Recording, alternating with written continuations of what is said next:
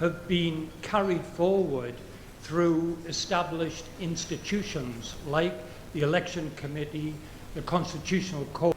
Are thinking about meeting that if the courts are going to knock out even a cash handout for 10,000 baht each for those vulnerable groups who have very small have very poor and who own the rights to the the welfare card and those who are disabled and so that's not the digital wallets that has been pledged during the election campaign because there's nothing about the digital. They just giving away the cash handout for about 14.5 million people. So if this is the stimulus package, I don't think it's effective because if you see the result that it will stimulate the economy, it will give only 0.35% of the GDP boost. So we put a lot of money and we gain very few. So it's not quite a very effective way to stimulate the economy in the first place. But we can see this as the cost of living alleviation measures as well because we suffering from the cost of living for some time but the government has ran out of the options for the people. But if you look at the amount of money that they give away is 10,000 baht, which is like we can say like it's triple at the time, triple of the poverty lines of the people of those people who get the money. So it's a little bit too much to be the cost of living alleviation plan. So this one is just. It's just that they cannot implement the digital wallet scheme that they have pledged because the legal issues, they cannot have the enough of money that they want to pay out because it's gonna stack up to 500 billion baht, which is 16% of the total budget, for example. So this is kind of a big deal that if we continue to do this, it will give a lot of fiscal burden to the country, to the economy. The debt to GDP ratio will shoot up to 70% of the GDP, that is the ceiling that we have right now for the fiscal discipline law. And the interest burden will shoot up more than 10% of the government revenue that is, that easily can see as the sign of downgrading of the credit rating agencies that they have used for the investment grade sovereignty credit ratings, for example. So this is, it reflects that when the government has become very short-termist, they just want to stimulate the economy in the very short run. And it turns out that it doesn't really turns out well, and they have to postpone and delay the program, this scheme for more than a year now, and it doesn't so it doesn't seem to be the short term the very emergency, the urgent issues anymore about the stimulating the economy. Turns out that just try to save their face, that they have to commit to the policy they pledge. They have to do anything just to find the way to give away this money. And even though it could hurt a lot to the economy and have very bad consequences afterwards. So this is, I think, it's a very summary of what's going on with this digital wallet. Francesca. Hi, good evening. Francesca Regalado with Nikkei Asia. Just picking up on the topic of the economy. Can you explain what's in the competition bill and why it's going to be the first economy-related priority for People's Party? And second, I know you said that the focus is going to be on preparing the policies for the next 3 years, but the economy is in quite a bad situation at this moment. So aside from the competition bill, what are you planning to do to make sure that your economic priorities are heard and given a fair hearing in the next 3 years? Of course, the competition law that we have seen that is there are some loopholes that it's even though we have this competition law implemented effective for 6 years already, 7 years, but still. And we believe at first that this one is, way better than the last one that we have 20 years ago.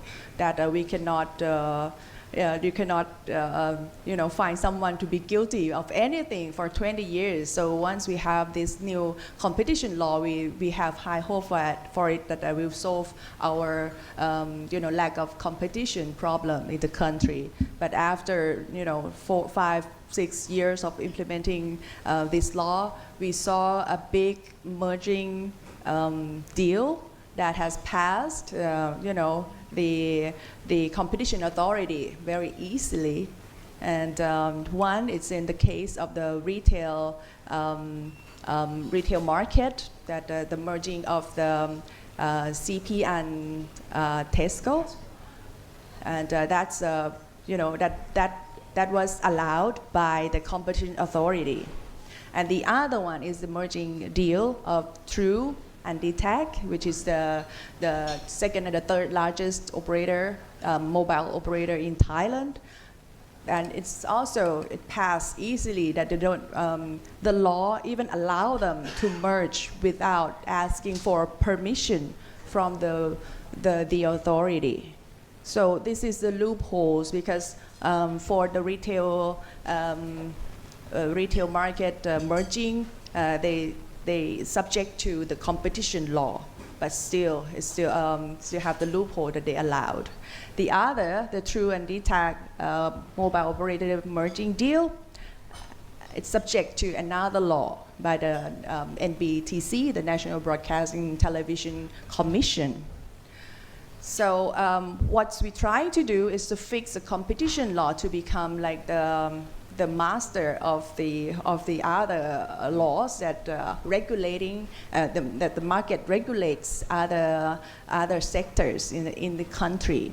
So we try to avoid that we have different laws and different practices about the competition, for example. We also try to fix the competition law to allow the what's called leniency program, for example, that is not allowed before. That if you have the cartel and one of the member of the cartels has tell on each the others, so they have to get some waive from the penalty, for example. So we try to fix the competition law to make sure that our legal framework it's guarantee the level playing field for the economy, for the newcomer to have the level playing field competition with the incumbents, for example. As we can see that our economy is very concentrated, so this one is just very close to my heart. So I mentioned this first. And the second one is the economic priority. So it's the same thing.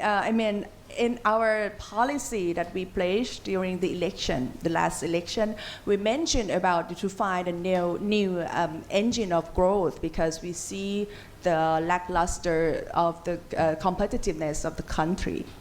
But right now we have very immediate challenges from we can say the China flooding, the Chinese goods that flood into Thailand because they can produce more and more and they expand their capacity and they can flood cheap goods into Thailand, and that's the big threat of the Thai economy that we already have the very poor competitiveness. So this is one of the campaign that we will launch next month, that we have to make sure three things. First is to make sure the law enforcement works, because I think this is the main reason that we have the flux of cheap Chinese goods that is not compatible to the standards or regulation in Thailand. And second, we have to make sure the level playing field, all the taxes that Thai corporates have to pay, those who want to do business in Thailand, they have to do the same. And the third, we might have to think about the strategic protection that we have to put into some particular sectors, that we have to figure it out by consulting all the stakeholders. Of course, we don't want to become like the protectionist country, but if we just believe in the free market and let all the things flux into our country, at the end, our own entrepreneurs will die, and we have nothing left for the economy. So that's an immediate challenge that we will continue from our policy. Hi, good evening both. Napat Kongsawat from NHK. In pursuit of a landslide victory at the next election, how would you try to balance attracting maybe new, more moderate voters without alienating the already existing base? It is about to like the repositioning for the People's Party to gain more voters that who didn't vote for us from the Future Forward and from the Move Forward Party. I believe that the working hard and show that we can have something tangible, that the MPs on the opposition side or the mayor in the local government, that we can bring the policy into the reality. This kind of works can bring more supporters and can bring the confidence to the people that we can bring our policy into reality. So we believe that the local government should be a great opportunity for us to prove that to the people. This is one thing, and the second thing I believe that is to expand the party members in the country. So as I mentioned earlier, within this year we will have the campaign like the open house campaign in all provinces in Thailand. So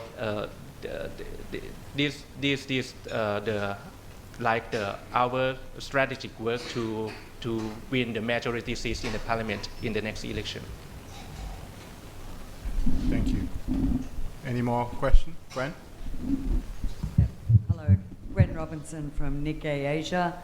Thank you for coming to the club tonight. I had two questions. One was more about a policy matter concerning the casinos and the expectation that it's all going to go a bit wild when the stops come off on the casino policy. And People's Party, I presume, takes the same position as Move Forward did, which is a bit curious. Do you find it concerning some of the worries about what casinos could bring for Thailand in terms of some of the more negative aspects? And secondly, the other question is more about the party and its future. You've got through this recent challenge, but you've got a big one coming up next year, perhaps, for the court challenge. So I'm just wondering how you are thinking about meeting that if the courts are going to knock out even more of your best and brightest people. Answer the first question about the casino. Don't talk about casino. It's called entertainment complex. It sounds a lot better. Yes, of course. And casino will account for 10% of the area usage, as stated in the latest draft that they about to submit it to the Parliament. And of course, we have been working on this since the last term. We set up the ad hoc committee on this, and we studied, thoroughly about this.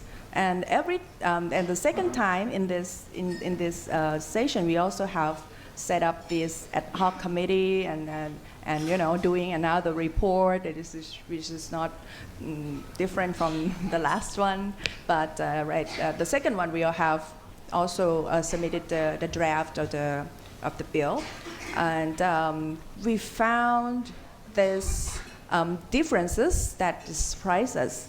Every time that we have done this study, we also add how to handle all the negativities, the negative externalities that we're gonna have once we have this casino or entertainment complex, the impact on the communities, the crime rates that could hike, and these sort of things, and also to provide some of the revenue that we've got from this business, just to alleviate the impact that it's going to have right after we have this entertainment complex.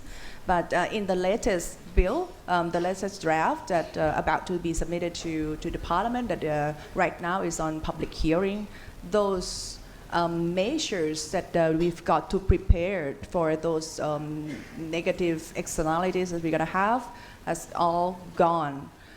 But still, we still have, to try to have it back, once we consider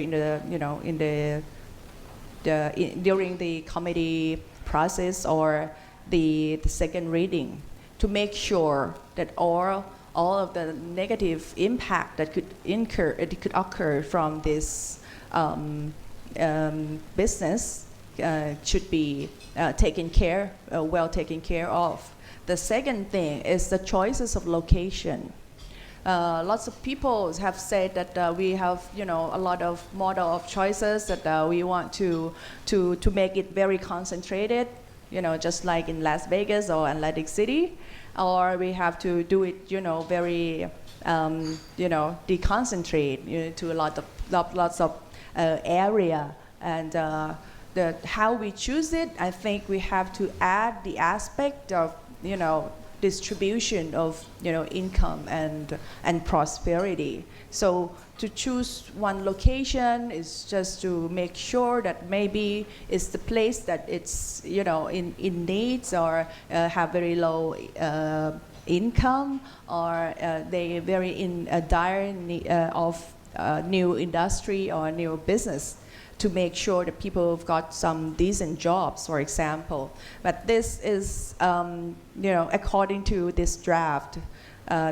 all these decisions belongs to the policy committee. So it means that it's not guaranteed that they might have choose Bangkok, for example, which is already, have it all. So we have to push these issues to make sure that the choice of the location would guarantee the prosperity distribution. So to sum up, we agree on these issues that we should legalize the casino, but still we have to be very, very careful on the process. Tang, I guess the second question. And the second question, could you please repeat it again? That you have many challenges coming up next year as well. The courts are not giving up. Therefore, what's your strategy? What's your thinking about if they're taking out more of your best and brightest? If they get banned, yeah. Okay. For the cases that the judiciary running against that, it is some kind of out of our control.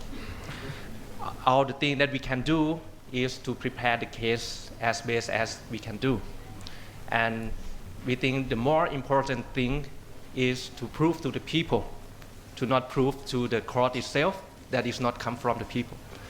So the thing that we work hard, the thing that we run the local election campaign, the thing that we can reach to the people and we can bring the policy to the people, we prove the people and we turn into the next election result that we can run the government. So as me, as a person of myself, including Kun Sri Kanya, who is in the 44 cases, I believe that we are all here from the Future Forward Party to the People's Party. We are not, we don't want to be here as that we want to be an MP, but we just want to be an MP because we want to change the country. So I think that to answer your question, we will do my best to fight the case against us. And the very more important thing that we have to do is to work hard to prove to the people. I believe that is it, that is our solution.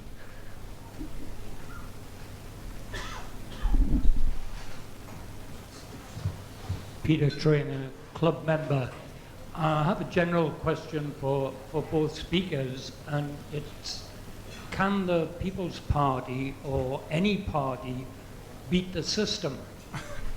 Historically, Thailand's been ruled by the monarchy and the military since the times of Sukhothai and Ayutthaya. It's always been that way.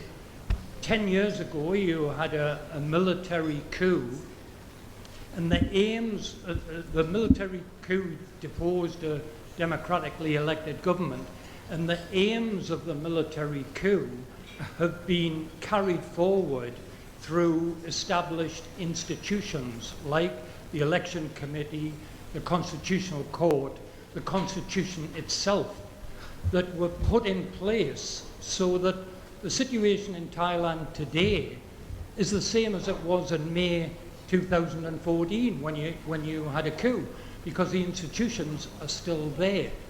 So we had a meeting, there was a couple of meetings at the Foreign Correspondents Club just prior to the last election, and the discussion in the meetings was that somehow or other, however Future Forward was, or Move Forward was going to be, however they were going to achieve results in the election, they were going to be disbanded.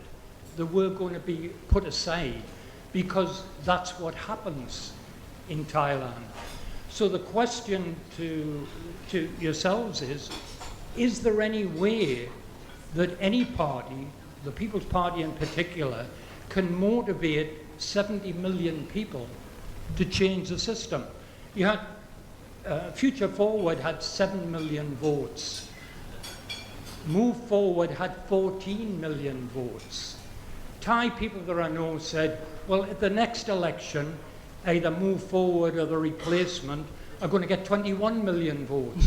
But will it make any difference if the Constitutional Court and the other institutions can just disband the parties and block the politicians?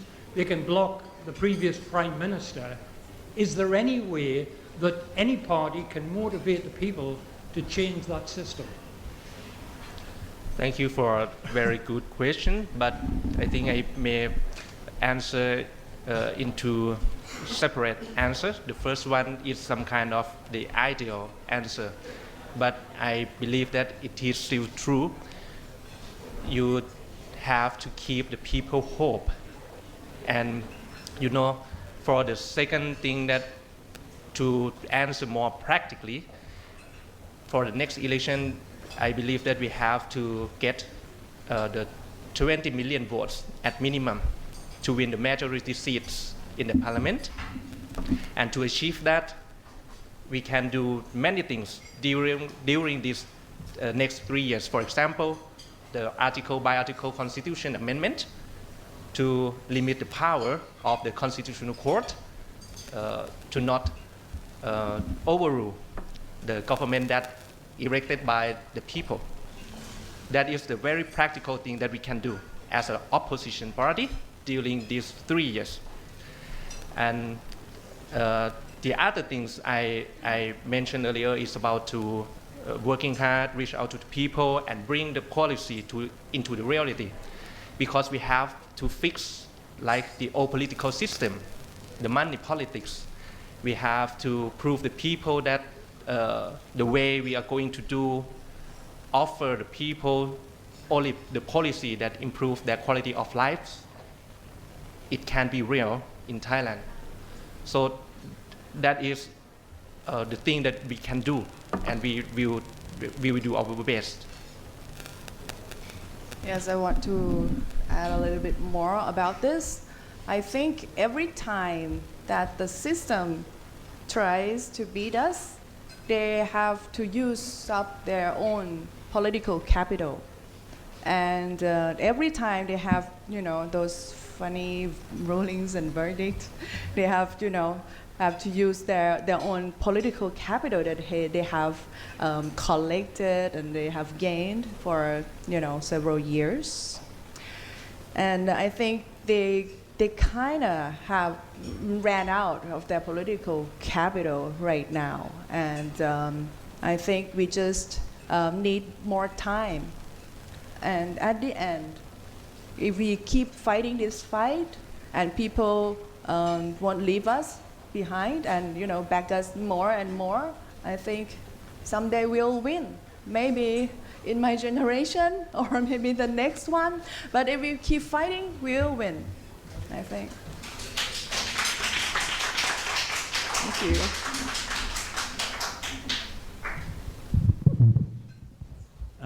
Sean Crispin, Asia Times.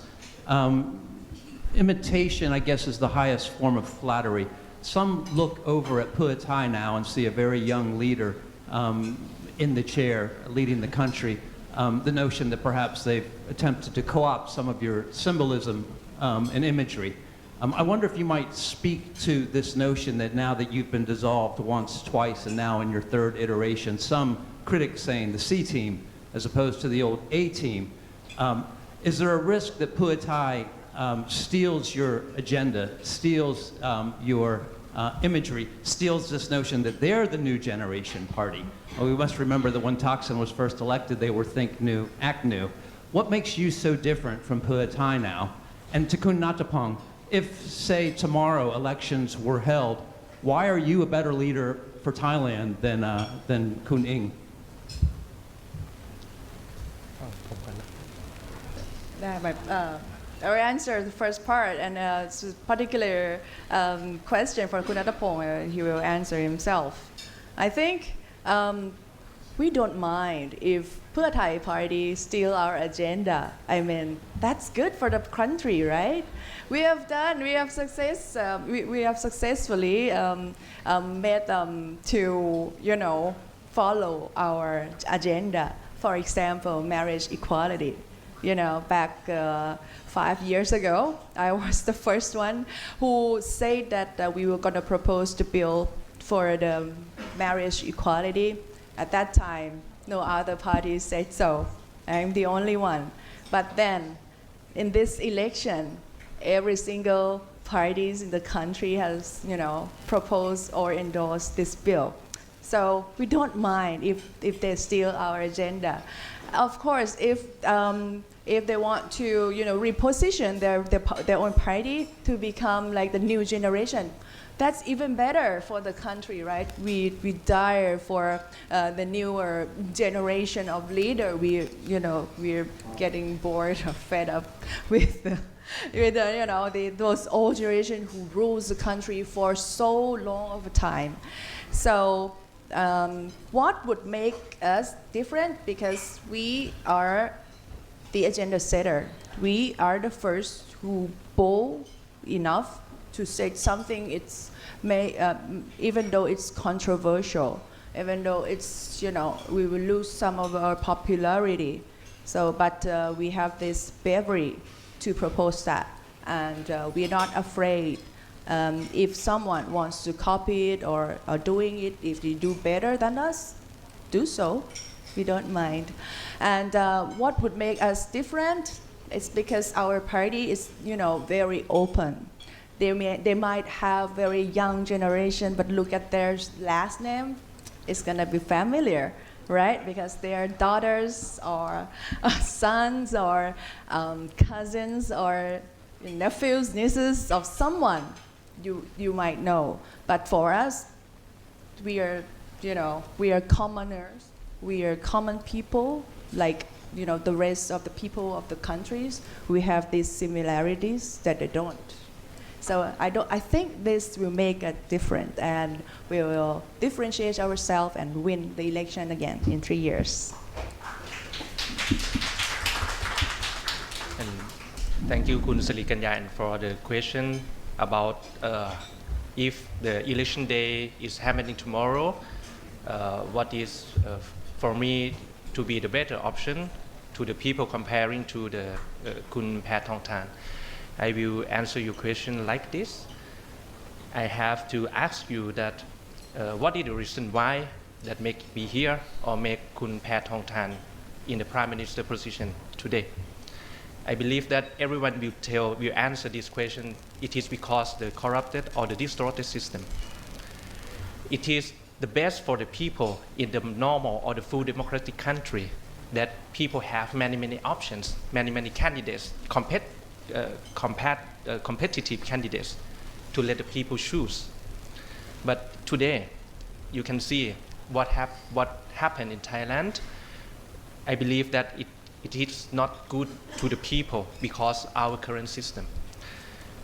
So I think that it will be good for all Thai people if we can fix the corrupted system, the current system before the next election. And for me, personally, as I told you earlier in the beginning of this forum, I will try my best. I believe that I myself can improve more within the next 3 years. But honestly, as a party leader, that I think I obliged to tell truth to you, to all people. If the election day is happening tomorrow, I am now here, might not deserve, I'm not good enough to Thai people. But me in the future, if you look at me in the past 5 years, when I was a district MP of Bang Khae. At that time, I just want to help the Future Forward Party to gain the party list votes because the one ballot electoral system. I didn't dream that I can become an MP or the party leader right now. But look at me as just a normal people before I was MP, and I travel along with Kun Srikanyan with all my colleagues in my party. I'm here as a party leader, so I believe in myself, believe in my colleagues that I can improve more. So to answer your question, to summarize again, I think the most important thing we have to do is to fix the corrupted system in Thailand.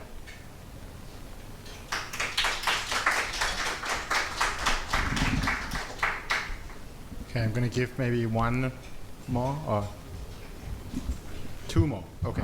Hello, I'm Thomas. I'm a sociology teacher. I recall at the last election, my students were very excited about move forward. 2027 is quite a few years away from now.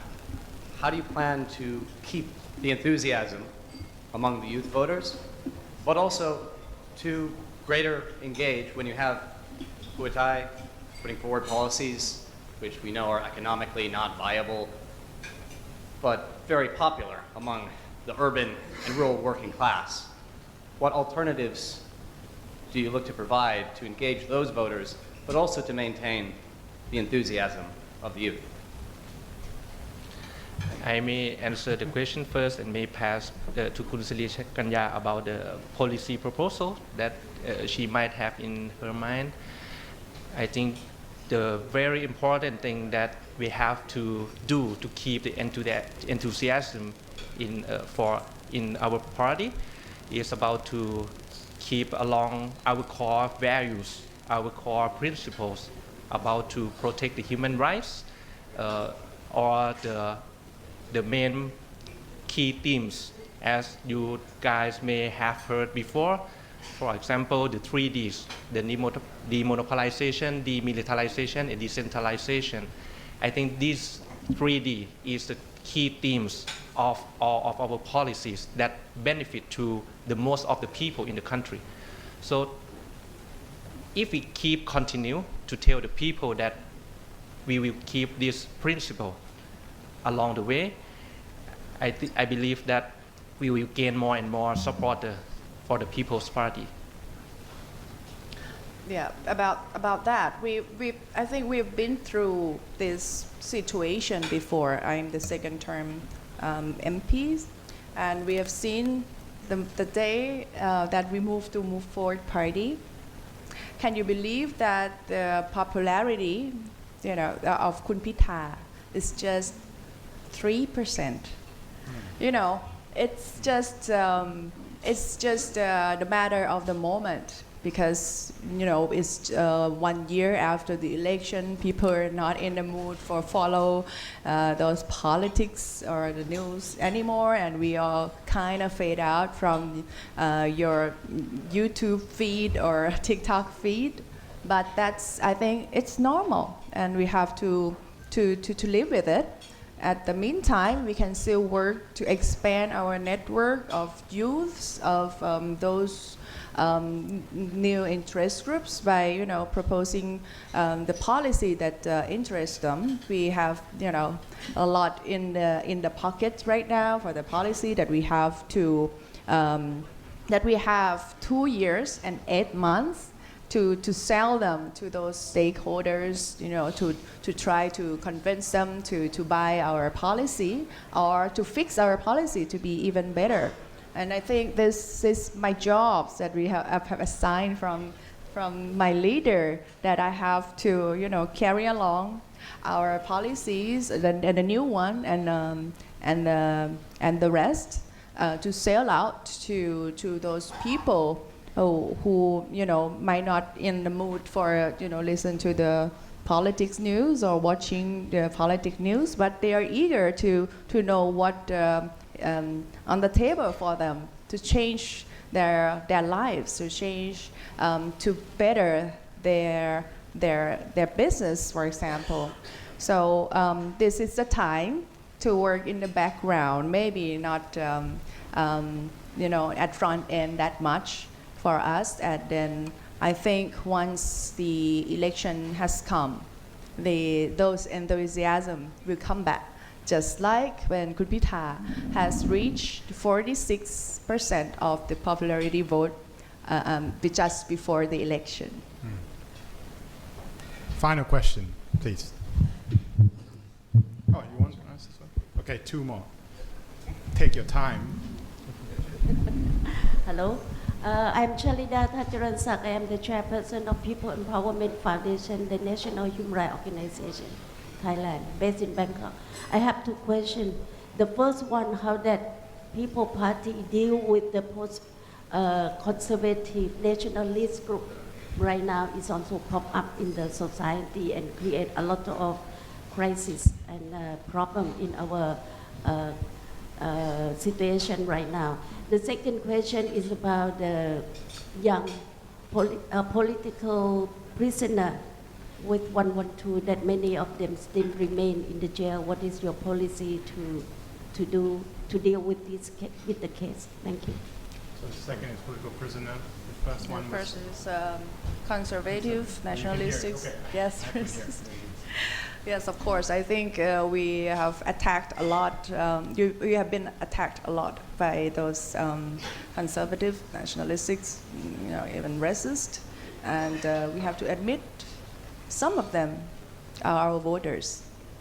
So it means something that once we become the mass party, are we still being a reformist party, right?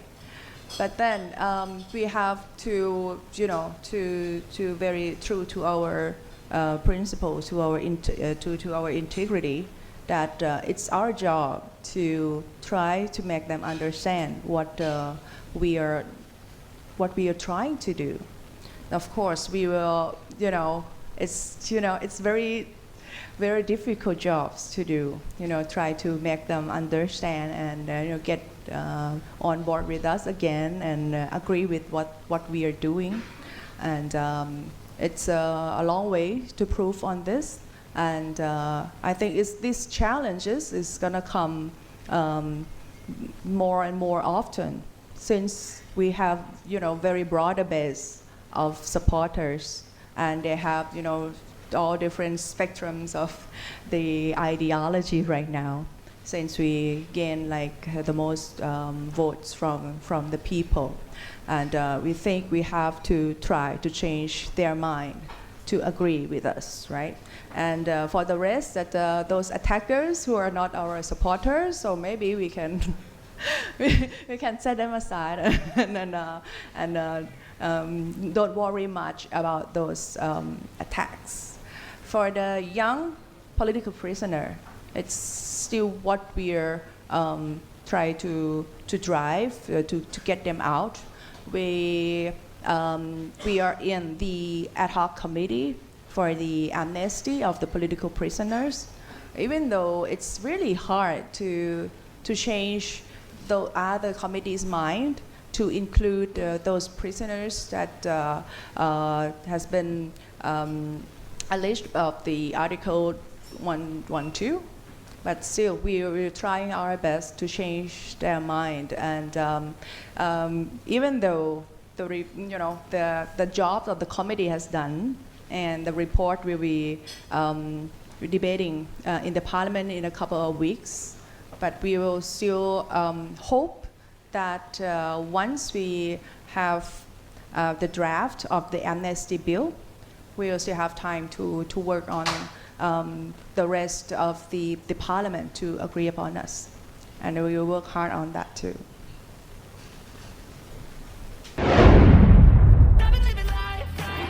ดูคลิปจบแล้วอย่าลืมกดไลค์กดแชร์กดติดตามกดกระดิ่งให้ด้วยนะครับ